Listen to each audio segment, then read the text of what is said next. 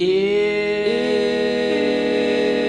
the Bible's got you tied in knots, if you're burdened with religious thoughts, come grab a drink and join the choir.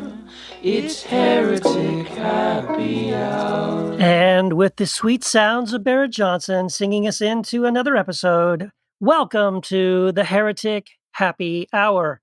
And I'm your host, one of three. My name is Keith Giles. I'm the author of Jesus Untangled and the coming up very soon, July 4th, my brand new book, Jesus Unbound, Liberating the Word of God from the Bible. Yes. Thank you. Yes.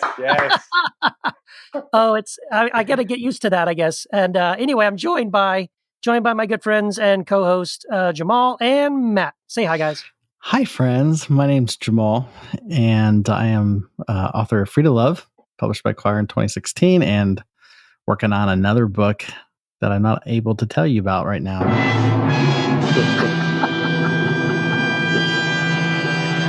But it's true, and it's just a pleasure to be back on the Heretic Happy Hour. We all know it's a book about Mary Magdalene. You don't have to say it. We all know. That's what you would assume. Yeah. That's right. That's right. And of course, I'm Matt, the third member of this party here, and Trinity, this Trinitarian podcast. Yeah. And the author of Heretic, which came out April 1st of this year, and I'm writing a bunch of other books that I'm going to be talking about maybe in the future sometime, but I don't want to take Keith's thunder. So let's get right into this by, of course, having a word from our sponsor.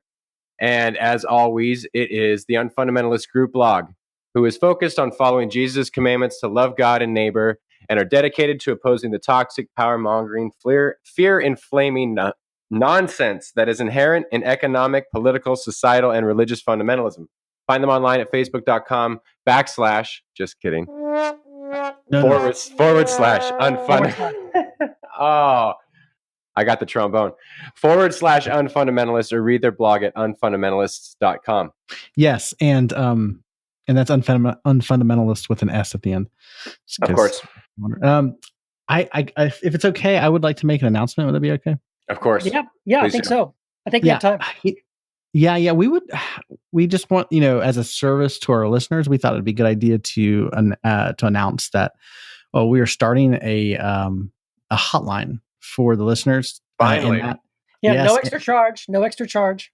It's totally free. And totally the purpose of the hotline, just in case you're wondering, is so that if you listen to this podcast and you have a comment, a concern, a question, anything really, or just something that you would like to share, you can call that number. There's an actual phone number you can dial, and you can call the number in, and you can, if nobody picks up, if it's after hours, you can leave a voicemail, and we'll get that. And if it's good, if we think it's good, then we'll put it on the air. And but not only can you leave a voicemail, you can actually send a text in as well. So we're coming a long way in technology. And let me give you the number in case you don't have it already.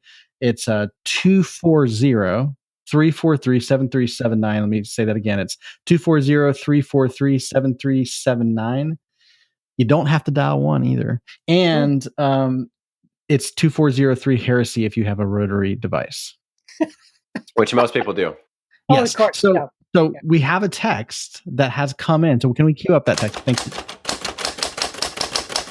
Awesome. Okay, could you fax that in to me real quick? Okay, thank you. Okay, here's the text. Yeah. Quote from a listener. Love your podcast. It's been so important for me. Would you guys talk about how deconstruction of one's faith can feed a depression oftentimes, and ways for the introvert like me to stay encouraged at a time when you feel often so alone? That is a great, actual, really good comment and very important one. What do you guys think?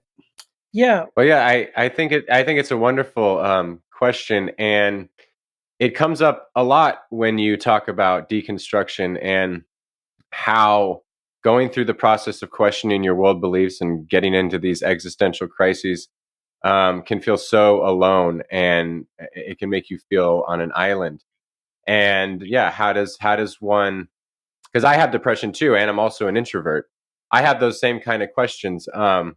I wish there was a book out there that discussed these sort of things, and I would love to read a book like that. Well, you guys have any recommendations? Well, I heard a rumor that our good friend and good friend of the podcast and good friend of the three of us, Michelle Collins, is actually in the process. Michelle Collins, woohoo, is in the process right now of writing a book that's basically, she says, it's about the emotional and psychological effects of the deconstruction process and how it applies to the grief cycle.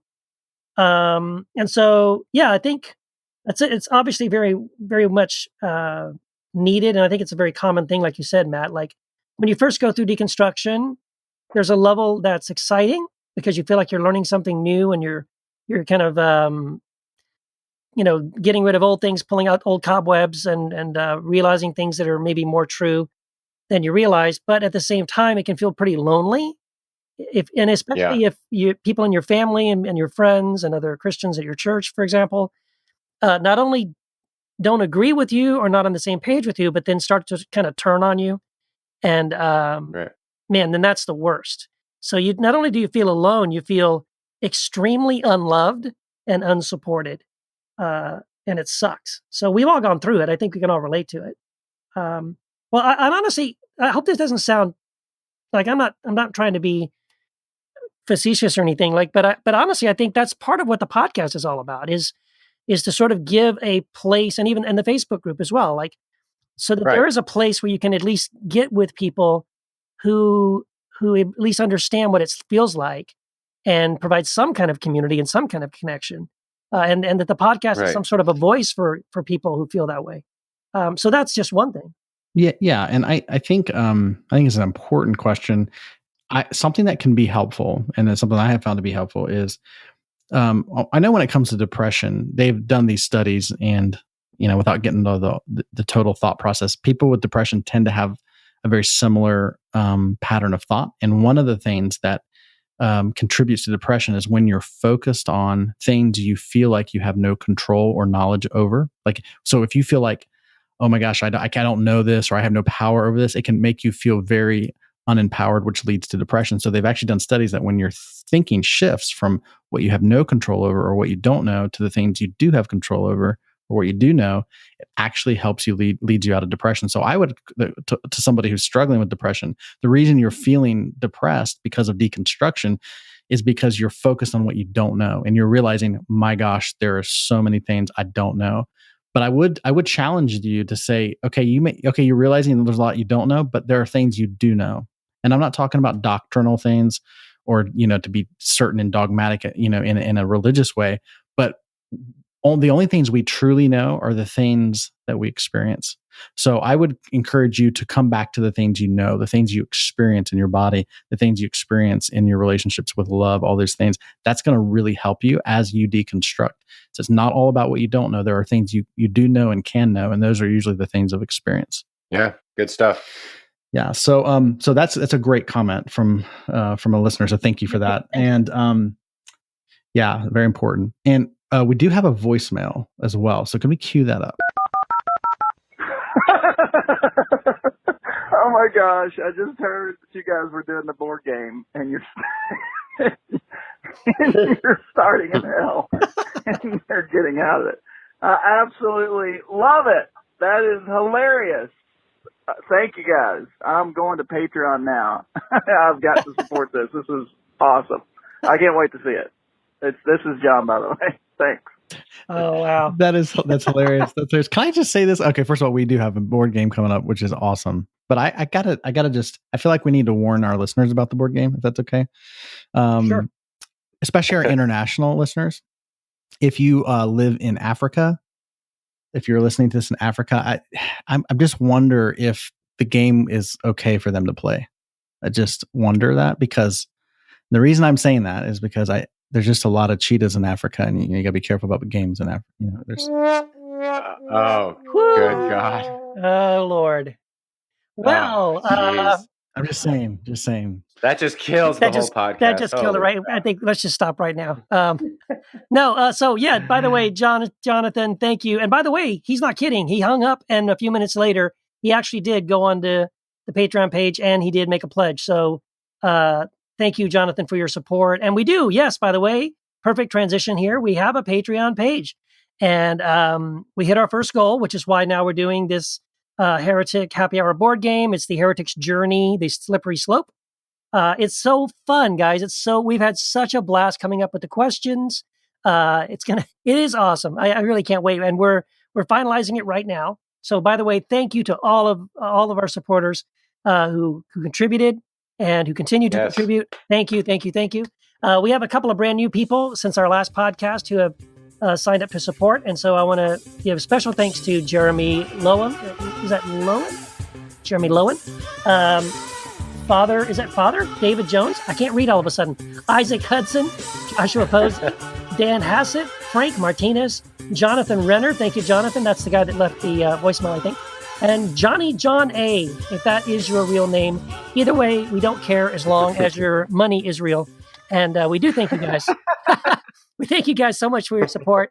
It does mean a lot, guys. Listen, we want to be able to do this podcast on a weekly basis. We are all of us are authors and bloggers and writers, and we're trying our best. We're trying to support ourselves and our loved ones. And we want to be able to do more of this and not less of it. And so your contribution means so much on Patreon. So please, if you haven't yet, go to patreon.com/Heretic Happy Hour and, so you can sign up and support. We have thank yous where we're trying to post on a regular basis where we just want to say, thank you guys. We record bonus content. So if you're a supporter, you'll get to hear bonus interview content that isn't on the regular podcast. You'll get to hear bonus conversations between the three of us that also doesn't show up anywhere else, and things like that. So we're trying to do our best to just kind of load you guys up and say thank you, because we do appreciate you and your contribution. And it really, you know what? It makes us feel like we're not alone either, that you guys are with us. You do love us, you do support us, and you do want to see us keep doing what we're doing. So thank you. Thank you so much. Yes, thank you. Yeah. And so is it time for our Heretic of the Week? It's the Heretic of the Week. Hello, my name is Pete, and I'm a heretic. Hi. Pete. And I haven't had a heresy since... What time is it? 10 minutes ago, because I was writing a book. So anyway, yeah. Well, thank you so much, Peter Enns, for coming on the show. This is Matt Distefano, and I just want to jump right into it and ask you if you could give us maybe a couple reasons why people consider you a heretic. Well, yeah, I mean, some do. Actually, that's a good question, because not to dance around it, but people even define what a heretic is differently. Mm-hmm. And a heretic is like, you disagree with me on anything. Yes. As opposed to a heretic is, I mean, technically somebody who's teaching something that's sort of damnable. And I get, you're the mouthpiece of Satan. I get that occasionally, but, but I do. I mean, I do. You sound just like the snake in the garden saying, did God really say, so, no hermeneutical sensitivity there and that kind of a question. But I'd say the issue really comes down to, I think it's the grandmother of all issues. It's not what God is like. It's not what Jesus is like. It's, what do you think of the Bible? Because everything sort of falls from that, at least within certain Christian communities, right? Which I'm trying to avoid words like fundamentalism or evangelicalism, because it go beyond that too. But it's those communities that I would say the word I prefer is biblicistic, which is the Bible more or less tells you what to think or what to do, and if it's clear, it's clear, and that's all there is to it. There's no debating of contradictions, or historical context is interesting, but maybe minimally so. It's that kind of a thing, sort of thinking of the Bible as a rule book or an owner's manual. So I think that's sort of what it comes down to, that, because everything sort of trickles off of that. Yeah, that makes sense. Right. And so can I give you a quick example? Yeah, it's like even things like, Paul talks about Adam and treats Adam as if Adam is a real person. That's in Romans chapter 5, which may or may not be true. But, the question that I ask in terms of just what is the Bible is, well, Paul's a first century man. And how would I expect him to talk about human origins in a way other than what people would have assumed at the time, which is, everything that's alive comes from an original couple of some sort, whether it's lizards, snakes, bears, or people. So I want to look at Paul contextually, but for some, that's not taking Paul seriously and therefore, quote, heretical. But for me, it's taking Paul very seriously and trying to understand his moment and what he would have said and why he would have said it. Yeah, we kind of functionally, and I think the three of us have also run into similar accusations as well. But it's almost like we, when I say we, I think Christians in general tend to sort of act as if Paul is infallible himself. Like Paul could never make a mistake about anything. Everything that Paul said must be absolutely accurate and true in every possible sense, right? Because if he's not, then the Bible isn't. And we need a Bible that is, of course, inerrant and infallible and all that. And if the Bible isn't, then God isn't. That's really what it comes down to, because the doctrine of God is shaped really around this notion of biblicism or inerrancy. And that's a nice theory. But then you start reading the Bible, it's like, wait a minute. There's all sorts of stuff happening here that I don't think is actually true. But I know it's in the Bible and I know why it's there. So maybe this Bible is casting us to sort of onto a journey of some sort of gaining wisdom, for example, rather than, again, the rule book mentality that I think many Christians are raised with, which again is a great idea if it works. But then you wouldn't have two stories of Israel in the Old Testament that don't fit together. You wouldn't have four Gospels that don't fit together. You wouldn't have Paul talking about the law differently depending on what letter you're reading. You wouldn't have that kind of stuff. So, but you do, which is God's little joke. And you also have sort of progressive revelation happening in the Old Testament about different things, like, does God like sacrifice or God doesn't like sacrifice? And then that's an ongoing conversation which gets continued into the New Testament scriptures. Or, is Jesus? We just interviewed Bart Ehrman about this a couple of days ago about how the idea of the divinity of Jesus, started off in Mark. He was God at his baptism, and then we'll know in Luke he was God at the conception. We'll know later on in John he's God from the beginning of all time. And you have progressive revelation, and I think even most, I hate to use the word again, fundamentalists or evangelical Christians would acknowledge that even throughout church history, certain doctrines like the Trinity were progressively, like people didn't have it all worked out in the beginning. And they figured it out eventually. But the problem that I see is there's always a line drawn where any and all progressive revelation ends at this point, and then now we can no longer continue to think critically about scriptures ever again. Right. I think that's hugely important. It ends where our church was founded. And I'm not kidding. It ends where our tradition sort of has crystallized. I've talked to people. I used to hang out with people who said that basically the view of our tradition is Christianity come into its own finally. And, I wonder what they're going to be saying 500 years from now if we haven't blown ourselves up. And, the thing is, can I put a slightly different slant on that? Because I'm all down with progressive revelation. I'm not sure if that describes the Gospels as much as community needs, because not a lot of time passed probably between Mark, Matthew, and Luke. And I think, I think the term is a good one for thinking, let's say, the sweep of Scripture. But with the Gospels, you have self-consciously, like Matthew reading Mark. That's almost certainly true. And saying, I'm going to say it differently. I mean, we can call that progressive revelation. I'd rather just call it theology. Right. And or even just addressing the needs of the community. And the same with Luke and with John. And I think contextual things are helpful for explaining that kind of phenomenon.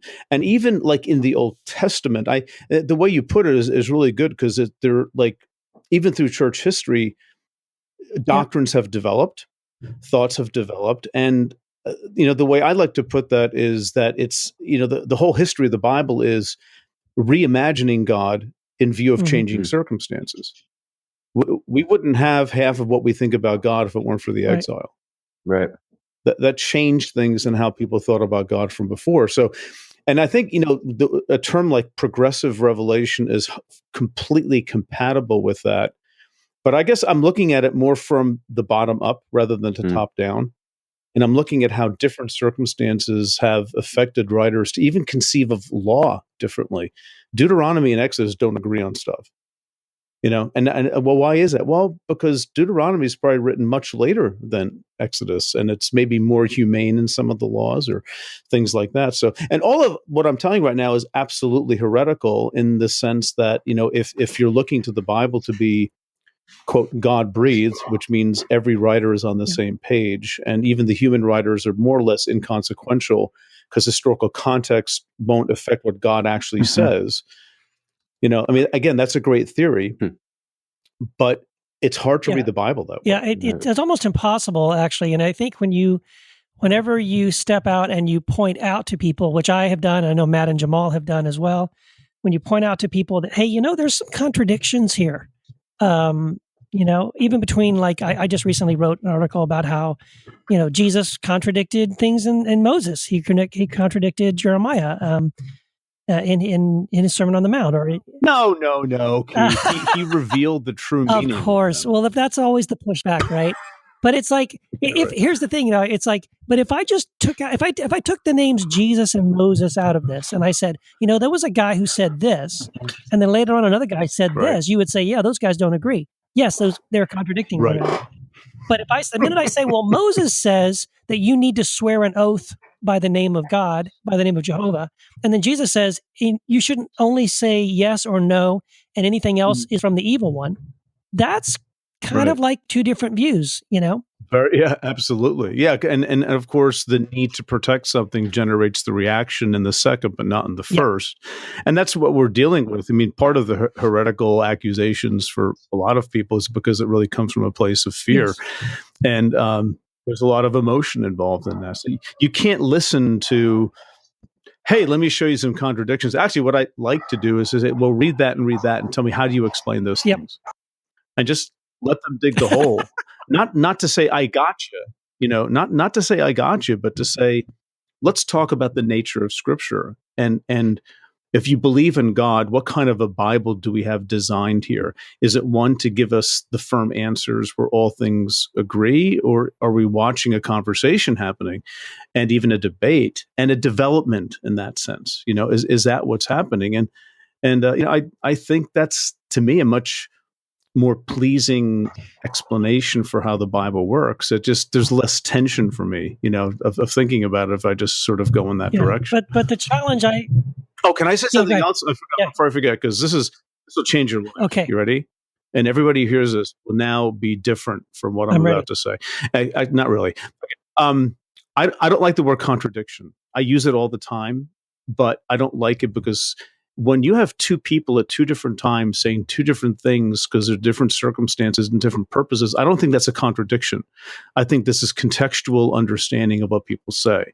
I don't think Paul contradicts himself when he talks about the law one way and then a very different way in another letter, because that's a context. There's a purpose for that. The whole term contradiction already presumes that there's one author with one mind, which is God. Now, whatever God's doing with the Bible, with inspiration, I frankly have no earthly idea. I don't, and neither does anybody else. And I'll go to the mat on that one. Nobody knows how this works, right? But to say contradiction already assumes the point that has to be proven, which is God is actually directing the words of this text, and that sort of creates a problem that doesn't need to be. So the word contradiction, well, we wouldn't want anybody to contradict themselves. The Bible's important; it can't contradict. I think we have to get rid of that language entirely. Yeah, it's not helpful. Yeah, I think that's fair. Yeah, and it is. You're right. It is sort of a lightning rod comment. The minute you say contradiction, everybody gets upset about it. What I wanted to say before that was, so I like your approach to say to somebody, hey, read this scripture. And now read this scripture and now work it out. And that could work, I guess, depending on the person. But what I've run into is that people are really, really good at finding very creative ways to, do these spiritual gymnastics to prove that they're actually both saying the same thing, and not really being fair and like but that's not exactly what's going on. You know what I'm saying? So it's in some cases, Right. it's sort of a justification, or you know what I mean? Because people want so badly for it to be the same. And like you said, there is one Right. narrator. There's only one thought all the way through. It doesn't disagree with itself ever. You know, there's pastors that stand up and I hear them all the time, and they hold up the Bible and say, "This is the inspired word of God. Every word of it is true. There's not a single contradiction." And I'm just like, oh my gosh, man, either you're deluded or you have never actually read it. Right. Yeah. And I agree with that. And that's why there are people who aren't at the place where they would be able to engage that conversation. Right. So I don't like go to people, despite what I write on my blog probably every other day, but I don't like go to people and say, let me show you how your faith in the Bible is screwed up. I will now prove it to you that, you know, the Bible has contradictions and you're going to like it. You know, I just sort of want to hold out a way of thinking for people for when they're ready for that kind of discussion, to say, oh, there are actually people out there who are trying to follow Jesus who actually think in exactly the way I've always been told only evil people think. And there are a lot of them. There are actually many more, and even throughout church history. You know, the inerrancy is not the norm in church history. Even though Augustine might have said things like, you know, without error and things like that, the baggage around that word today and the expectations of it in a post-Enlightenment scientific mindset is not anything that ancients or medieval Christians would have understood. Amen. You know, we're freighting that with a lot of baggage that it simply can't bear. So, you know, this is a new thing. This kind of biblicism is a new thing in the history of Christianity, 200-300 years old. Yeah. Peter, this is Jamal here. It's great to have you on the podcast. Thanks, Jamal. Yeah. And I love what you're sharing here. And I personally feel like the need for inerrancy or infallibility, you know, is really more, it's more, in my opinion, just a psychological human quest for certainty, you know, and it's obviously it's an illusion. Doesn't, you know, there's not a lot of certainty in it, but that's the need for it. But I wanted to ask you, just curious a little bit about your spiritual background. Like, what is your tradition? What was the spiritual background of your childhood like, and what was your deconstruction? We talk a lot about constructing our faith. What was your deconstruction process like for you? Yeah, that's wait a minute. I'm conferring with my lawyer. Should I answer that? Yeah, okay, that's fine. Okay. No, I see. My parents were German immigrants, and I was raised with a knowledge of the Christian God sort of on the back burner, but very much there all the time. I remember really believing in God when I was young. And being Europeans, they weren't like in-your-face inerrantists. They just don't even know what that means, you know. So, but they were Christians, and we went to church, and I was confirmed Lutheran, and like in 7th grade, and then didn't really go back. I had a conversion experience to being a Nazarene in high school, and that lasted about a year because I had too many questions, and that really started sort of a spiritual, journey toward sort of owning my faith in my adult years. So I didn't have the same obstacles that a lot of people have had growing up fundamentalist. You know, I did that wasn't my story, but I still had enough of what you'd call, I guess, evangelical influences to sort of think something was the norm that I had to think through. And for me, I guess what really created the deconstruction was the way that was modeled for me to think about the nature of the Christian faith and the nature of the Bible didn't really have any explanatory power once I started doing what they always told me I had to do, which is read my Bible every day. You know, once you start reading, it's like, okay. Genesis 1 and 2. Oh, excuse me, there are 2 creation stories. They don't fit. Oh, no, they fit perfectly. Yet they don't. Yeah. That kind of thing, you know. Or, you know, the flood story, why are there 2 by 2 and then 7 animals in the ark? You know, all these standard sort of Bible difficulties that are actually difficulties. You know, but you know, you can always find a creative midrashic way of handling these contradictions. And if you need to do, that's where you are, that's fine. I'm not there to stop you. So, but I think for me, the real, I guess the real deconstruction was two things. One is graduate school, which was sort of a lower grade deconstruction because I was always sort of open-minded and curious anyway. And so, new ideas don't floor me. I try to sort of think through them. But it's things like, basic things in Old Testament history that, I was never really forced to grapple with. And I should have been, especially in seminary, but I wasn't. And so I felt like, oh gosh, there's this, now I know why everybody's a liberal. These things make sense, But, it's not a matter of liberal or not, because there are plenty of liberals who are true Christians. There are plenty of evangelicals. I think they're just going along for the sociological clout that they get from it. But so, I mean, for me, that was a big one. It's like hearing things like really grappling with maybe the patriarchs never really lived. They weren't people. Maybe they're constructs that talk about the past, the conquest, the Exodus, David's reign. I mean, Solomon's reign, it goes on, but I think the second level of deconstruction was more personal. And I write about this in The Sin of Certainty, where loss of community and a family that was struggling tremendously, my own family, for various reasons, really pulled the rug out from under me, thinking I can sort of control this God thing. And I had to let go of that. And that was a much bigger deconstruction that I'm sort of still in. I don't think you ever quite leave that. But then you look for the anchor not in your exegetical capabilities, your theological knowledge. You look at it in, you try to simply trust every day and make the right choices.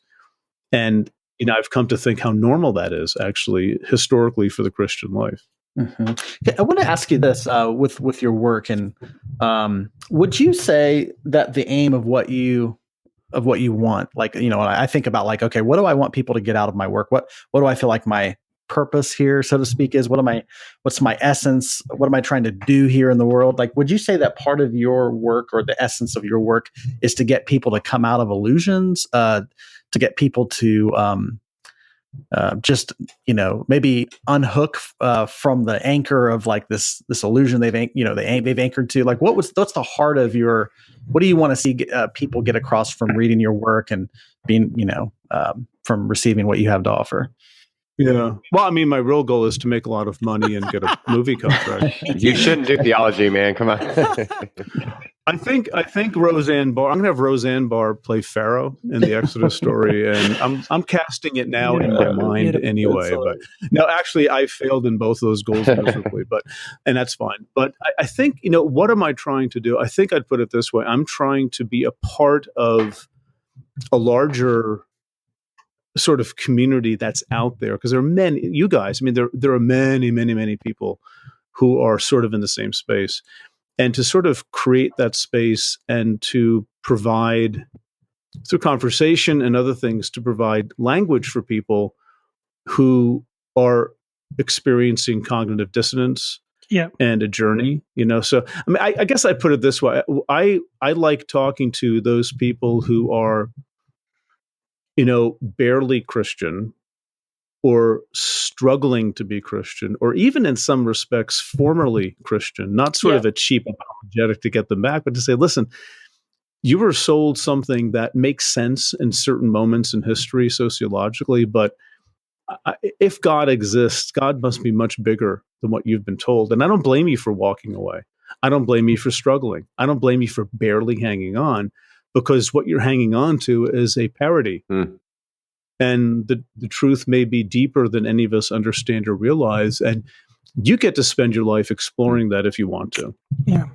By faith, humbly, I hope, and believing fundamentally in a God who's merciful. And I don't mean begrudgingly so. Like, oh Lord, we thank you for your boundless mercy on our lives. That kind of thing. Is like, I'm always thinking of God up there, like saying, okay, I'll be merciful, but just this one, sort of begrudgingly. How about, like the father in the parable of the lost son who goes out to run to meet his son before he even says a word. Yeah. If God is actually like that, people, we don't have a lot of worries here. Yeah. And we can't help when we were born and where we were born and the questions that generate from our personal experiences or just our location in this human drama. And if God's worth anything, I think God can handle that. Yeah. You reminded me of the scene in Monty Python and the Holy Grail. That's what I was going to say. What are you doing? Averting our eyes, oh Lord. Oh, stop it. I'm sorry, Lord. Stop groveling. Stop apologizing. Every time I appear to someone, it's, I'm sorry this, and I'm not worthy that. Oh, that's so true. Oh, those guys had a handle on some things, didn't they? I'll tell you that much. I think they did, yes. So I was curious, Peter, you're talking about deconstruction. And so in your experience, like, do you feel like you have finished deconstructing? Like, have you sort of like, okay, I've deconstructed things to a point and now I've arrived and now I'm kind of finished? Or do you feel like you're like continually deconstructing? Yep. Yeah. And again, that's me. You're asking me, and I'm not saying, and everybody should be like that. I'm the same way. I think people have different personalities, right? So I can't ever sit still. Yeah. You know what I mean? I just can't. And I think a big part of my own growth just as a person is, a decade or so ago, in my 40s, not in my 20s when it should have happened, but in my 40s, just saying, you are who you are. Yeah. And if you keep putting on these masks and these roles that people assign to you, is that what God wants? Well, no. I'm curious. I'm a question asker. I always look at the other side of things, and I'm a bit of a I don't know what's the right word. There's one I'm thinking of that I can't say on a podcast. You can say whatever you want. You can say whatever you want on this one. No, I'll get in trouble. No, God will be angry with me if I say this. No, no. I think it's my personality is sort of always like, yeah, but, and sort of a curmudgeon. And one person put it to me positively. He said that I have a prophetic archetype, which sounds really self-important, but it's not. It just means like I'm always sort of like pushing the boundaries further out and saying, this looks really interesting over here. We hadn't thought of this before. Hey, come on with me and follow me. That's sort of, rather than, let's say, a shepherd archetype or a royal archetype or something like that. It's more of an explorer thing.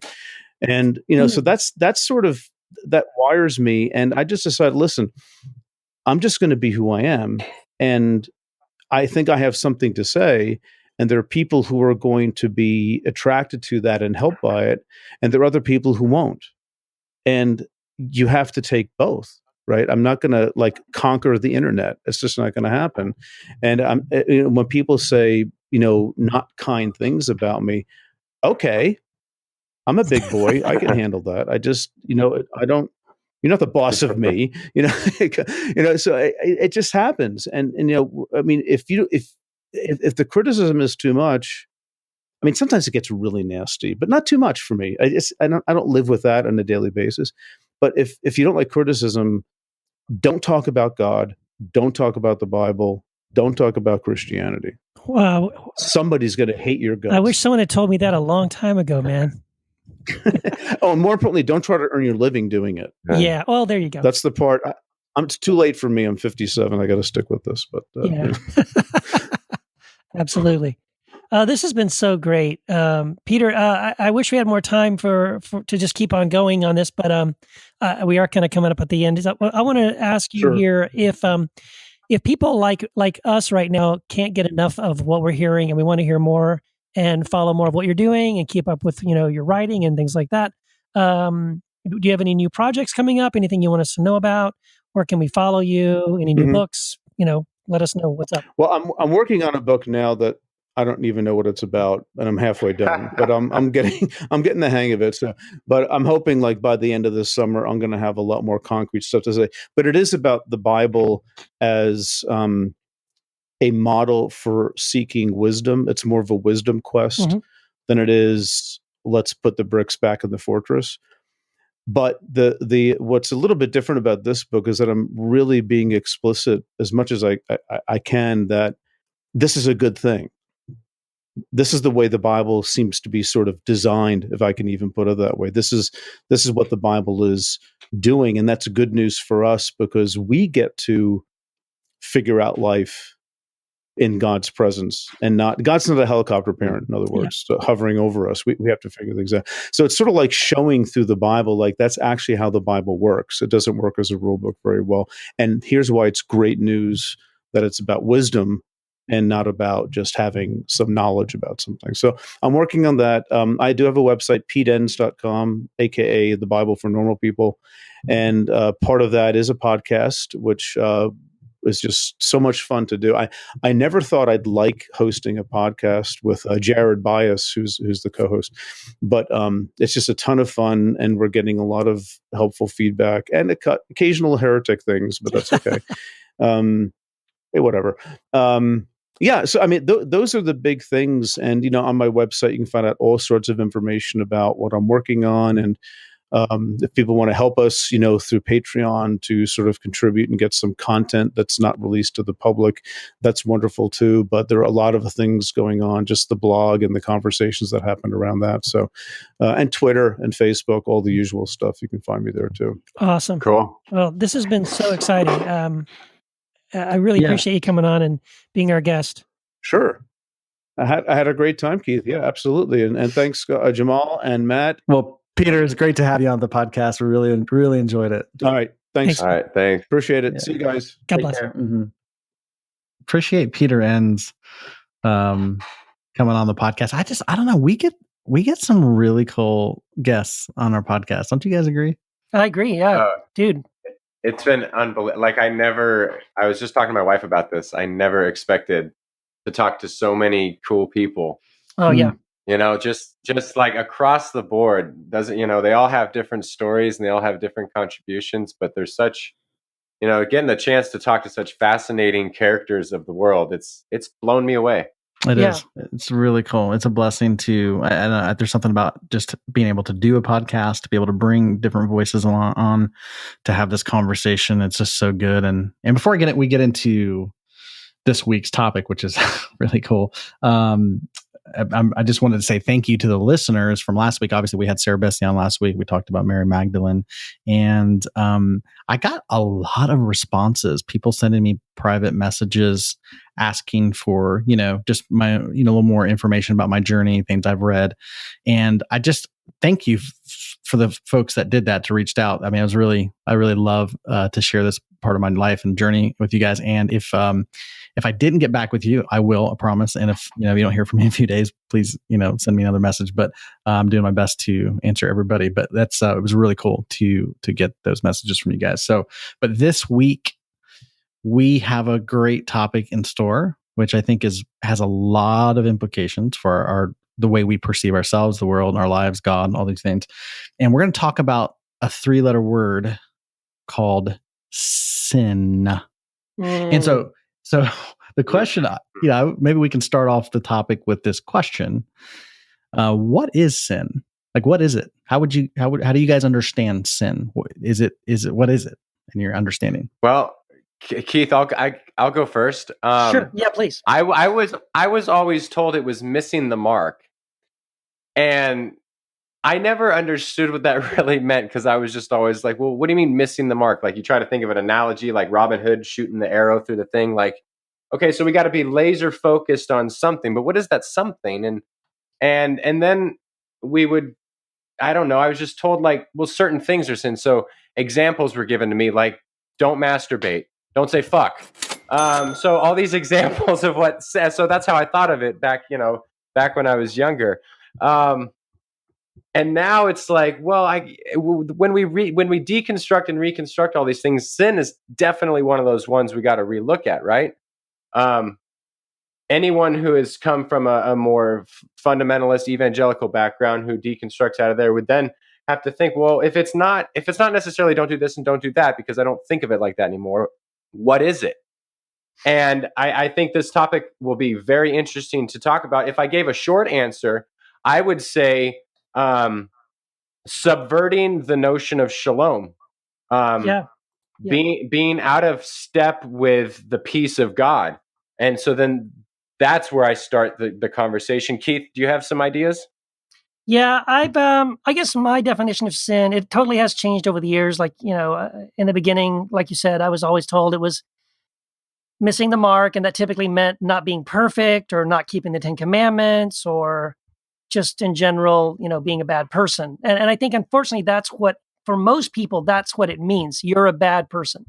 And I think that's what we're going to probably get into in this podcast. And I hope so anyway, to talk about, like, is that really what it is? Or is that what we should take away from the concept of sin? But over time, like lately, my definition of sin is essentially, anyone who fails to love God or love others the way Jesus commanded. Because if the greatest commandment is to love God with all your heart, soul, mind, and strength, and the second is like the first, which is to love your neighbor as yourself, then I think the greatest sin, the greatest failure, the greatest heresy, the greatest, the greatest failure is to not do that, is to not love God and to not love others the way Christ has loved you. And I think, to me, if we just simply think of it that way, obviously we all have our moments where we forget to do that. But it's more of a reminder that we should, not some sort of condemnation on us that we carry around with us like some mark that we can never scrub off, Yeah. Jamal, what are your thoughts initially? Yeah, this is a great conversation. The word sin, yeah, I don't actually believe in sin anymore. I don't think it exists. My personal view is that sin, as we have previously understood it, or at least I've previously understood it, is not real. Now, I get to explain that a little bit. Is you're going to have to unpack that. Yes, yeah, sin. Okay, I'll quote an authority on the subject. Okay, there was this neurosurgeon by the name of Dr. Eben Alexander. Some of you guys might have heard of him. He had a near-death experience, and he was in a coma for 7 days or whatever, but his brain was completely destroyed. He was brain dead. And during this time, he actually had conscious memories and conscious experiences. And they're actually studying him because of it, because it's challenging the world of neurology, in which they believe that consciousness is a construct of the brain. And of course, his experiences demonstrates that's not. So, but basically, one of the things that he learned during his just amazing experiences in this other realm, what was communicated to him is that there is no such thing as right and wrong, good or evil. Like that is a false construct. That there are things basically that in this life we learn what is love and what isn't love. So I really honestly think that there's just reality. So God, I love when God communicated with Moses. Moses says, obviously he's thinking of gods as being the way their society used to view gods, as these idols, or these God has a name and a personality, like in a very kind of a humanistic way. And so he's asking this God who's communicating to him, well, who are you? And he's like, and God's answer is like, I'm not going to give you a name. I'm just going to tell you the essence of what God is, and which is just being itself. I am, and it's just reality. I am, isness, however you want to put it. And so I just think that there's reality, and then there's everything else that is not congruent with reality. So what is God? God is love. God is being. And so anything that does not flow with that reality is what I think people would refer to as sin. A lot of people refer to actions and say, okay, that's a sin, that's wrong or right. But again, we're coming out of this whole mindset. Like even in the story of Genesis, the two trees, in the garden, you have the tree of the knowledge of good and evil, which is a problem. And human beings, I think it's a brilliant analogy, by the way, in that story, because it's like human beings were never governed to live by this construct of this is good, this is bad, this is right, this is wrong, this is good or evil. It's like, that's a problem. So sin, the whole language around sin, this is a sin, this is not, is all still based around this long language of good and evil. And I think it's unhelpful, and it's never helped anybody.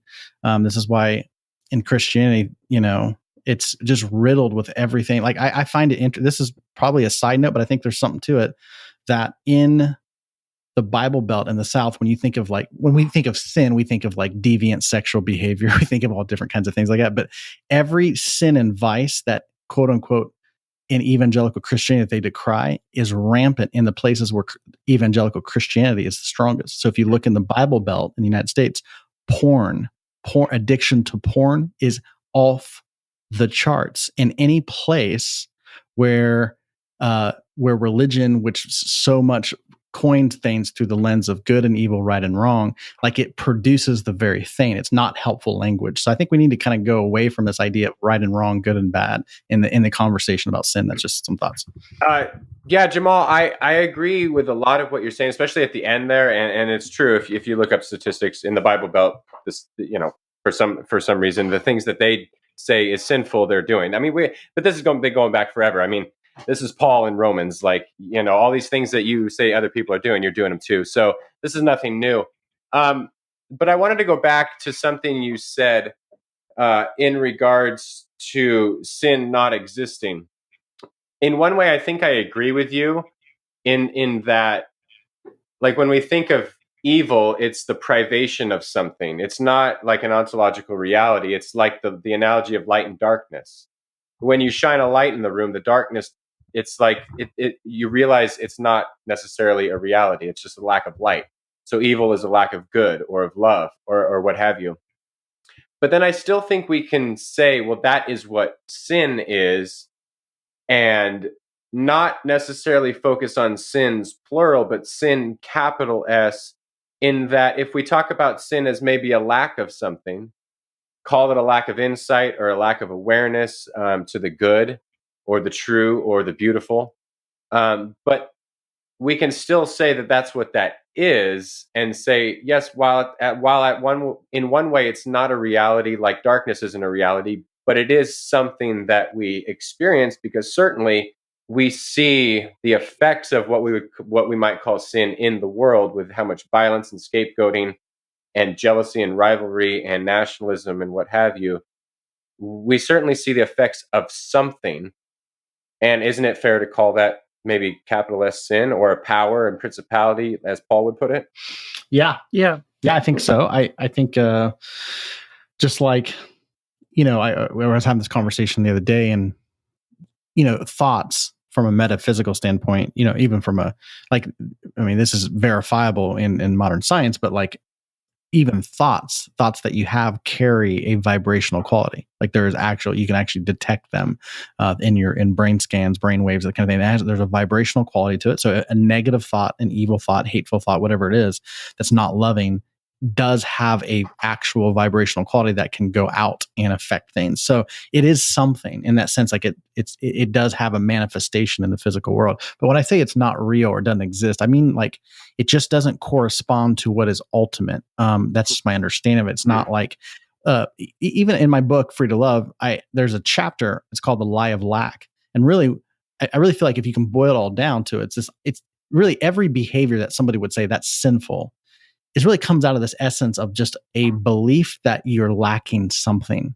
It's either a lack of being, like, we're not like God. I think that's the original problem of humanity, is they lost sight of, like, the true identity of a person, which is that we are like God, that we are the image and likeness of God. And so when somebody comes from a vantage point that we lack that, and that there's lack in the universe, that's where all the dysfunction and breakdown comes from. So it is something.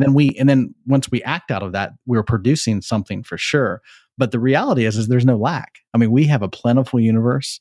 It comes from a plentiful source, which we call God. Everything is plentiful. It's full. There's no lack in anything. So sin in that sense doesn't exist. It's just only when we manifest that lie that it can then become something. Just my understanding. Yeah. Well, so I wanted to go back to something you said earlier about, because you're right, when you do kind of studies and things about, you know, like the Bible Belt, which is supposed to be, it should be, you would expect it to be the most quote unquote Christian part of the nation. They're the ones with the highest amount, I think, not only of pornography, but even of like prostitution and sex crimes and things like that. But here's what I think the reason why, because I think it's because those Christians in those areas are typically probably more focused on sin. You know what I'm saying? It's sort of like, don't think about elephants. Don't think about elephants. Don't think about elephants. Right. Everybody's thinking about elephants. Right. So like they're because they're focusing, and the same kind of a thing what I've seen where Christians they spend a lot of time talking about the devil and Satan and his demons, and it's like, well, wait a minute, why are you focused so much on darkness? Why are you focusing on light and love and freedom? And you know what I'm saying? Like, that kind of stuff. Like I feel like they're focused on, quite often we can be focused on the wrong things, and then we sort of, because that's what everybody's constantly thinking about or trying not to think about. You're focused so much on sin management. You're focused so much on what you're not supposed to do. Then you're just constantly aware of your powerlessness. And I think that's not true. But the theology that we often we hand to people is that not only do we emphasize sin or we emphasize Satan too much, we also, unfortunately, emphasize the idea that you are powerless to resist temptation. You are powerless to live any sort of a life that would look like the life Jesus lived. And I think that is absolutely false. That is absolutely not what the scriptures say. That actually it's the opposite, that we see Jesus saying, abide in me and I will abide in you. So if Christ is alive in me, then I can do the things he did. I can live a life like he lived. This is why Paul talks about that the grace of God isn't just what saves us, it's what empowers us to say no to those temptations and to those parts of our nature that would lead us towards not loving God and not loving our neighbor as ourselves. And so it's weird. So it's like, okay, if your whole focus as a Christian church is to A, tell everybody not to sin, and then B, tell them basically they're powerless against sin, well, then I think you pretty much set them up for a whole lot of sinning. So it's kind of screwy, but it's also like, well, you shouldn't be surprised if that's the kind of behavior that you get, the fruit of that teaching. Of course, it's going to be that. Instead of teaching them that, no, if you abide in Christ, Christ will abide in you, that you can live a way that is more like the life that Christ lived, that is more focused on loving God and loving others. And I think if we emphasize that, then we're not going to even worry about sin. Like our focus isn't what is sin, what isn't sin. Our focus is on Christ. Mm-hmm. Yeah, I think there's something powerful about what you tell people. It reminds me of a doctor. I listened to a podcast a while back with this medical doctor who he says, I never tell my patients that they're going to die, and I never tell them, especially when he was treating lots of cancer patients, and he said a lot of times people get diagnosed with this certain kind of cancer, and of course, people in stage 4, they live with this cancer, tend to live 2 months, 3 months. He goes, I never tell my people that. He said, because what doctors first do is they diagnose you the cancer and they tell you this is what your prognosis is and this is how much they can expect you how long they expect you to live. And you're usually right. He goes, but with my patients, I never tell them that they're going to die and never tell them that they have only so much to live. He goes, and most of my patients, like almost 100%, he said, will completely blow the doors off of all those stats. He said, because we don't realize like what you tell people, what they believe about themselves is what you do. So there's something about like labeling people a sinner or labeling people these identities. It's like, no, actually, what if we weren't sinners? Like, what if we're not sinners? What if that entire language has been problematic from the very beginning? What if that actually is the sin? Is that we have bought into this false identity. And I think that's the problem. I think that's a huge part of the issue. Yeah, I agree with you. I think that is a huge problem. I think where we start talking about ourselves, or generally others, really, if we're being honest, are sinners, it's because we're talking about all these things as if these behaviors define us. Right. So if we do this, we're that. If we do this, we're that, and not this. So if we are gay, we're a sinner. And if we get married, or have sex before we're married, then we're a sinner. And it's like, okay, those are how, that's how I thought of sin back then. I think it's a different understanding now. But so those are what we say in the evangelical world, especially. And there's, of course, a whole host of others. But what if sin is more of a cultural sin rather than specific little jots and tittles? Because if it's a cultural sin, of course we know that the way we structure our cultures and religions and our politics and our states are all based on violence, are all based on, going back to what I said earlier, subverting God's notion of shalom or peace. And so when we think of how we structure ourselves culturally and religiously, us versus them, tribes and not other tribes, the good tribes, not the bad tribes, then it's this structuring sin, capital S. So, but that's not, of course, where our culture is not where we derive our nature. Our nature is in the divine. So our identity is never, even if we engage in these cultural mechanisms, Paul called them the powers and principalities, that's not our identity. So therefore, we're not sinners in our identity. We're children of God in our identity who engage in or live in the world of the powers or the principalities or the religions or the tribes or the nations. But that never defines us. That's where we are in this time and place, but it's not our true identity. Yeah. Oh, dude, absolutely, Matt. I'm so glad you said that. I absolutely agree with that. And I think that's what I was kind of getting to at the beginning. I think the sad thing and the dangerous thing is when we start to believe that the title sinner is our identity, that is who we are. Right. And again, and it kind of goes back on the whole thing, the podcast we did about a wretch like me. Right. We give that worm theology, and I'm so against that because I was raised in that, and I bought into that for so long. And then, of course, what happens, right? So let's say you do slip up, right? And certainly as a teenager, you Backslide. you backslide, or you see some pornography, and you have lust in your heart, or you know what I mean, you do something you're not supposed to do, and then you immediately what comes over you is nothing but overwhelming shame. Guilt and shame. Right. And you just feel like, well, I'm always going to be this way. I'm just a sinner. It just reinforces this lie. This is the lie.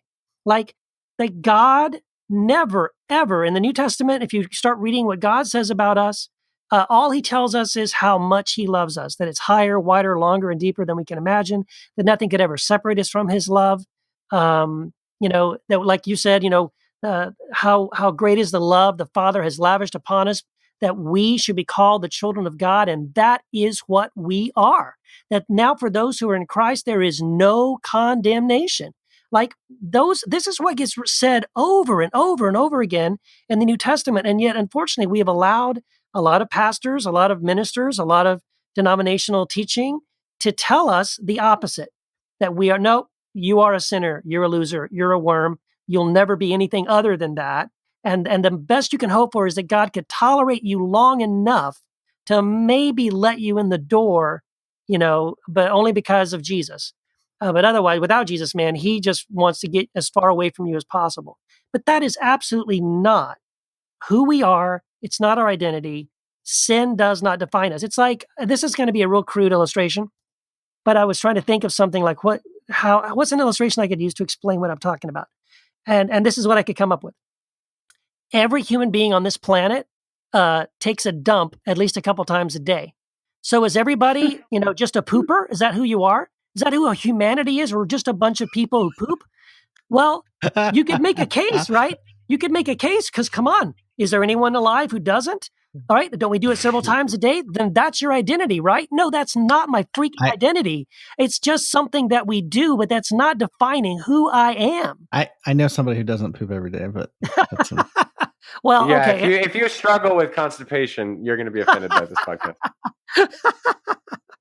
Yeah, but you know what I'm saying about my identity? I do. Yeah, my identity is not in these certain things that I happen to do. My identity is in who does God say I am, right? My Creator has looked at me, and what my Creator has said about me is that I am loved. I am his child.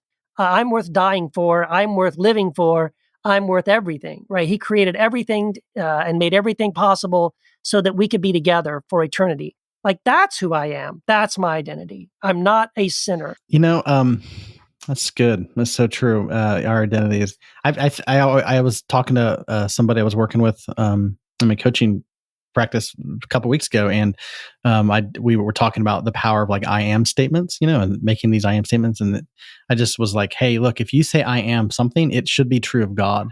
So like, don't say you are something unless it's also true of God. Like, so don't say you're a loser unless God's a loser, because you're just like him. Oh yeah. Yeah. At the core of who you are, you're the image and likeness of God. So you have to, anything you say I am, you want it to be congruent, consistent with the divine.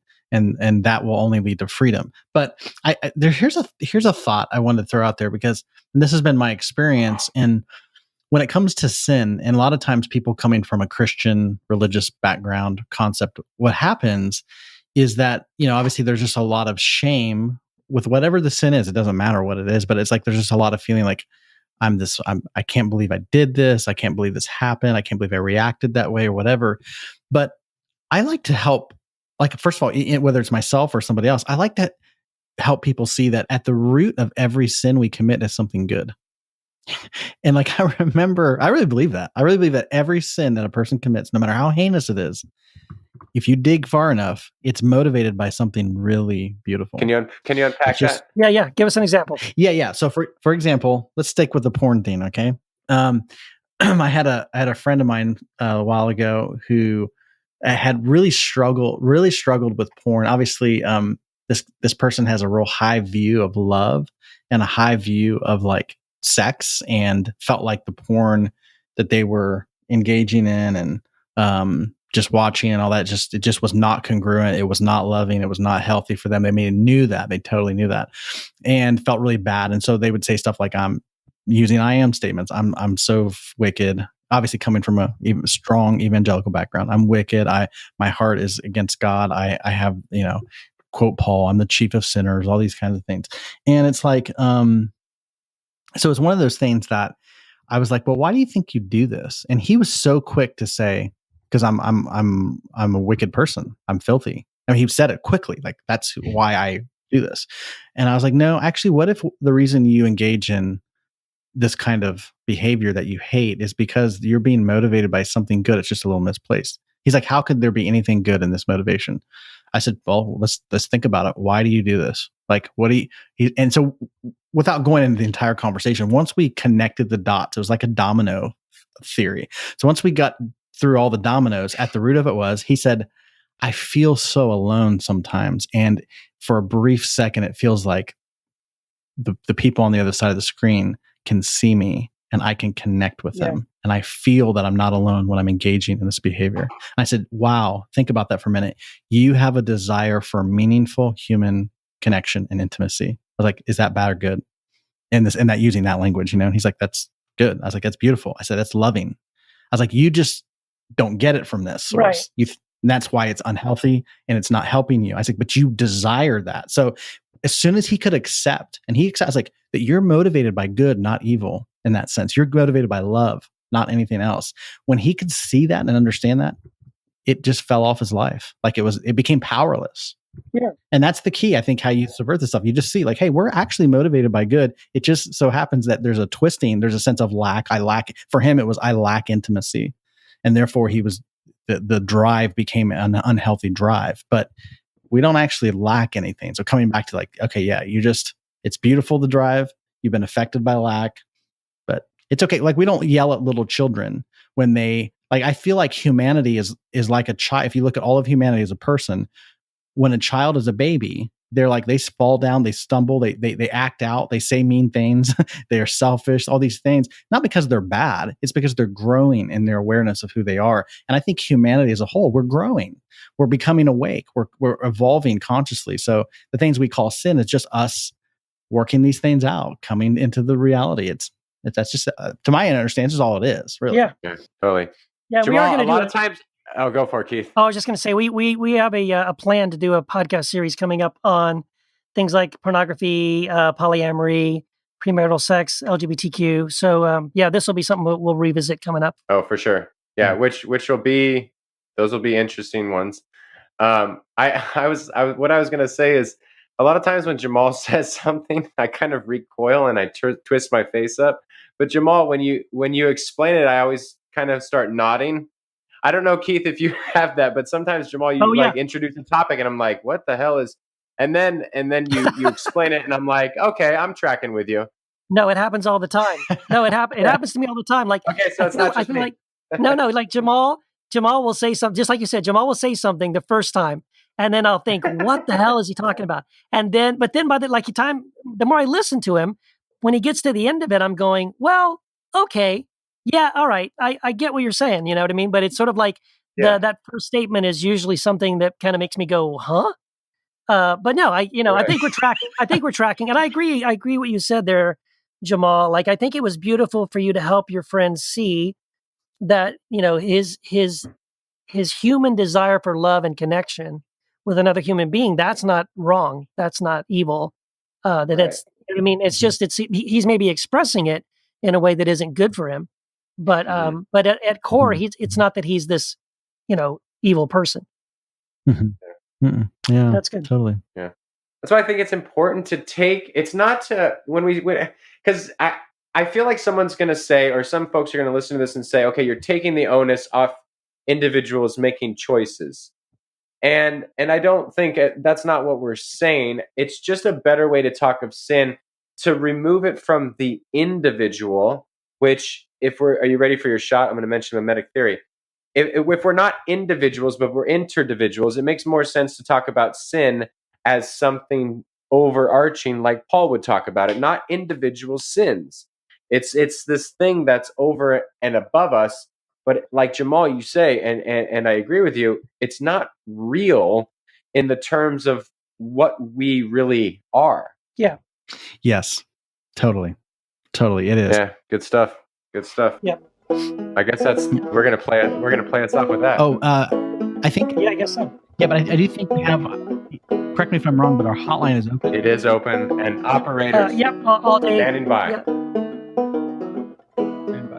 If you see any heresy, please call us and report it right away. Right away. Yes. Call your representative. Yes. And Patreon. We have a Patreon page. Yes. So support us on Patreon.